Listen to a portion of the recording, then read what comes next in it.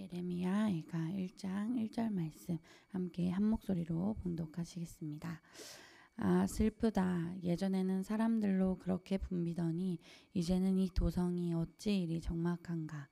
예전에는 문나라 가운데 으뜸이더니 이제는 과부의 신세가 되고, 예전에는 모든 나라 가운데 여왕이더니 이제는 종의 신세가 되었구나. 아멘. 오늘 말씀의 제목은 슬프다입니다. 현이가 얼마 전에 방학 때 이제 이한이, 그 최수빈 지사님의 첫째 아들 이한이와 현이가 같이 이제 수영장에 갔어요. 신정호 이렇게 수영장 하면 이한이가 열심히 놀아주는 모습이거든요. 그래서 이걸 다 껴가지고 이렇게 놀아주는 모습이에요. 근데 열심히 놀아줬는데 이렇게 자세히 보시면 이렇게 집게상어, 현이가 잘 들고 다니는 이 집게상어로 막 이렇게 상어가 나타난 것처럼 막 이렇게 열심히 놀아줬어요. 근데 이제 현이는 이제 본 거죠.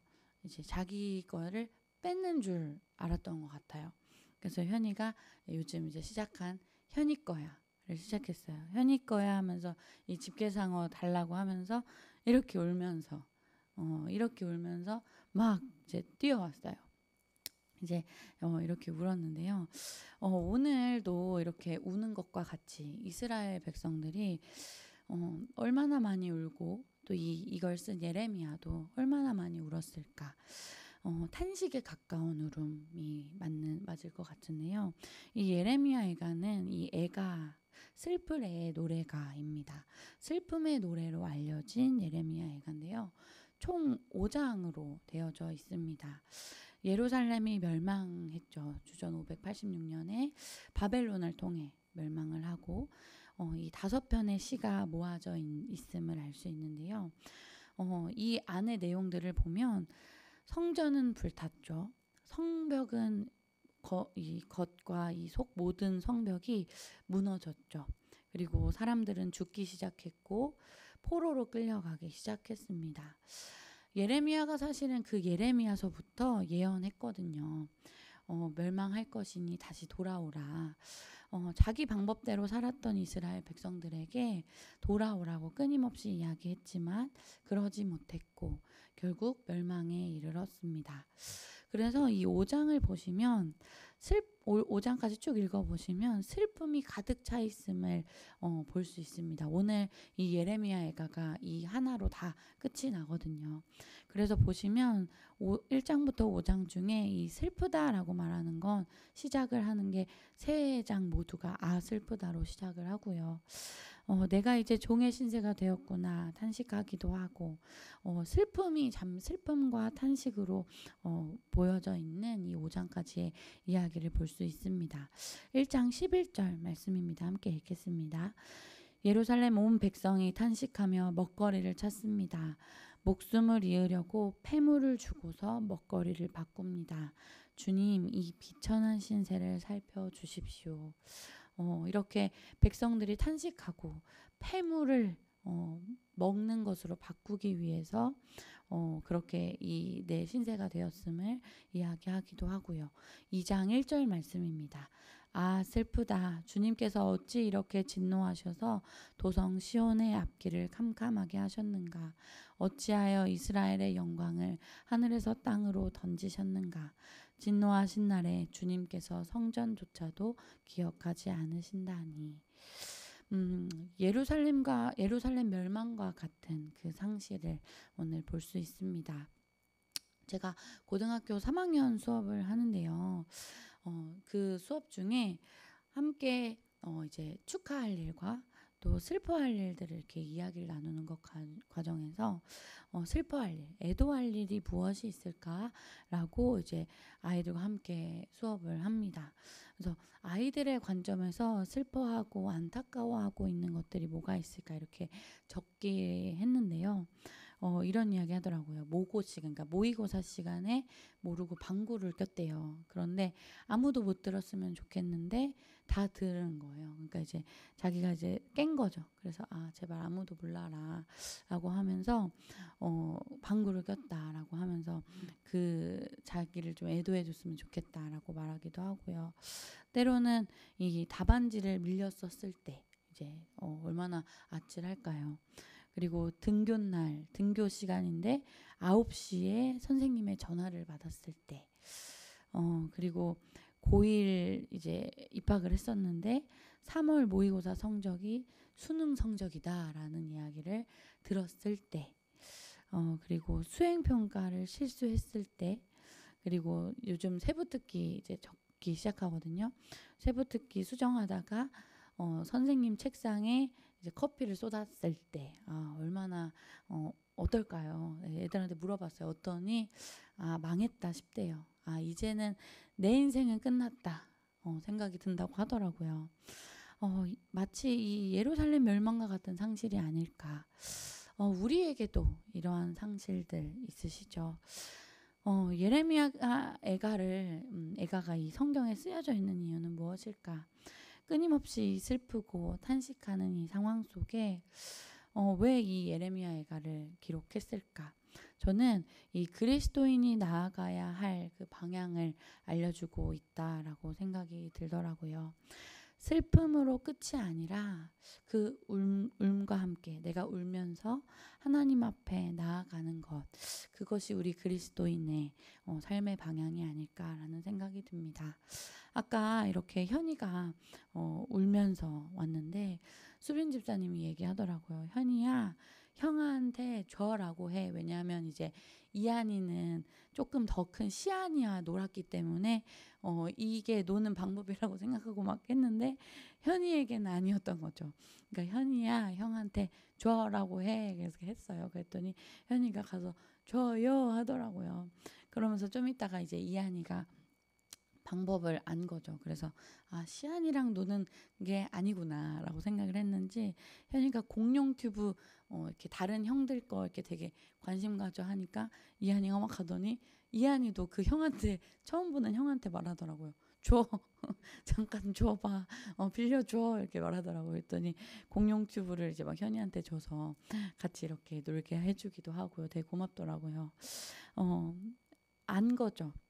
울면서 마치 이 현이처럼 하나님 앞에 나아오는 울면서 그렇게 하나님 앞에 나아오는 방법. 3장 21절 22절 말씀입니다. 함께 읽겠습니다. 그러나 마음속으로 곰곰이 생각하며 오히려 희망을 가지는 것은 주님의 한결같은 사랑이 다함이 없고 그 긍휼이 끝이 없기 때문이다. 25절도 읽어볼게요. 주님께서는 주님을 기다리는 사람이나 주님을 찾는 사람에게 복을 주신다. 아멘. 눈물 속에서 나의 상실 속에서 나의 아픔 속에서 하나님을 바라보는 그 믿음을 기억하는 우리가 되기를 소망합니다. 아이들에게 또 물어봤어요. 감동적인 순간이 있었느냐. 그랬더니 선생님들께 받았던 사랑을 이야기하더라고요. 선생님들이 이제 영상 편지를 써주셨을 때, 예배 때 같이 볼 때, 그리고 진심 어린 상담을 해주셨을 때, 아마 윤지 선생님도 기억나실 텐데요. 또 선생님들이 이제 나를 알아봐 주셨을 때, 그리고 한 학생이 이렇게 적었는데요. 수학 시험 망해서 슬퍼하고 있을 때 태윤 선생님께서 안아주셨을 때, 그런데 분명히 이 수학 시험 망한 것은 애도할 일이었거든요. 그리고 꿈을 포기하고 싶을 때가 있었는데 선생님의 그 상담이 있었기 때문에 수학 시험이 망해서 나는 끝이다라고 생각을 했는데 나를 안아주셨을 때 생각해보면 애도할 일인데요. 슬퍼할 일인데요. 그 슬픔 속에 그 눈물 속에 그 마치 하나님을 바라보는 것과 같은 선생님을 통해 그 하나님의 마음을 발견하는 것 같아요. 3장 32절 말씀입니다. 함께 읽겠습니다. 주님께서 우리를 근심하게 하셔도 그 크신 사랑으로 우리를 불쌍히 여기신다. 아멘. 이 불쌍히 여기신다라는 원어를 보니까요. 귀여워하다, 사랑하다라는 의미입니다. 하나님께서는요. 우리의 아픔 속에, 우리의 눈물 속에 눈물이 끝이 아니라 우리가 하나님 앞으로 오길 원하시고요. 그리고 그 크신 하나님의 그 형용할 수 없는 그 사랑으로 우리를 귀여워하시며 그리고 우리를 사랑해 주시며 우리를 여전히 기다리시는 분이 바로 그 하나님이심을 기억하는 우리가 되기를 간절히 소망합니다. 말씀 정리합니다. 나의 눈물, 어떤 눈물 있으신가요? 어저께 이제 학교 후배를 만났어요. 신학대학 다닐 때 후배를 만났는데 이제 미국으로 떠나게 됐어요. 그래서 갑자기 전화가 온 거예요, 어저께. 그래서 누나 나야. 그래서 왜? 그랬더니 나 미국 가. 그래서 놀러 가는 줄 알고 잘 가. 그때 나 이제 진작 가. 그래서 뭔 소리야? 했더니 이제 사역을 정리했어 하고 새로운 사역을 떠난다는 거예요. 그래서 너 사고 쳤니? 라고 물어봤는데 아니더라. 근데 이제 얘기를 하면서 어제 만나서 얘기를 하면서 들어보니까 이게 약간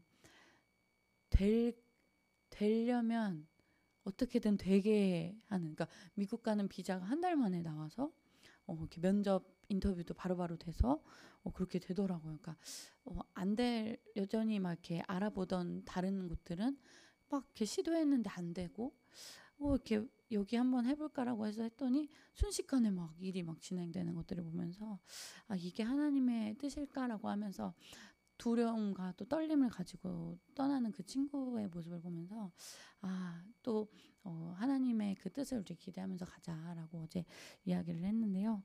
그 새로운 터전을 향할 때 또 때로는 막연한 현재일 수도 있고요.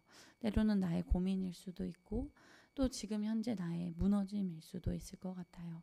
그런데 우리가 감사할 것은 이 눈물 속에 하나님 앞으로 나아가는 한올이 되기를 간절히 소망합니다.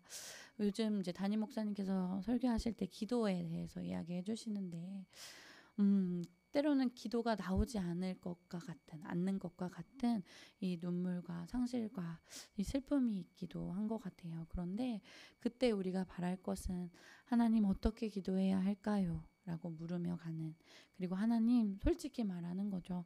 기도가 안 나와요. 그런데 오늘 말씀 속에 그 크신 사랑으로 우리를 귀여워하시고 우리를 사랑해 주시는 그 하나님과 함께하는 우리가 되기를 소망하고, 또 그 주변에 기도하지 못하는 그런 성도님들 가족들이 있다면 함께 서로 중보해 주는 그런 한올의 공동체로 함께 성장하는 우리가 되기를 소원합니다. 소망합니다. 함께 기도하시겠습니다. 하나님 감사합니다.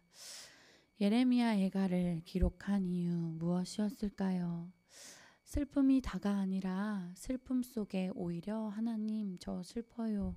하나님 저 답답해요. 하나님 도와주세요. 나아가는 그 삶 속에 하나님의 방향, 하나님의 이끄심을 보게끔 해주시려고 이 예레미야 애가를 기록하신 게 아닐까요? 하나님 그 믿음 가지고 한 걸음 나아가는 우리 모두가 되게 하여 주옵소서. 이 시간 하나님 앞에 나아가며 기도하는 우리 한올 가족분들의 기도 제목들 있습니다. 하나님 세심하게 세밀하게 응답하여 주시고, 때로는 기도가 나오지 않을 때, 어떻게 기도해야 할지 모를 때, 앞이 보이지 않을 때 우리가 눈물로 상실로 하나님 앞에 꾸역꾸역 나아가오니 하나님 우리에게 그 하나님의 마음 허락하시고 하나님께서 우리의 마음속에 그리고 우리의 손을 꼭 붙잡아 주시옵소서. 하나님 오늘 하루 살아갑니다. 하나님께서 주시는 그 힘으로 살아가고 살아내는 우리 모두가 되게 하여 주옵소서. 감사드리며 예수님의 이름으로 기도합니다. 아멘.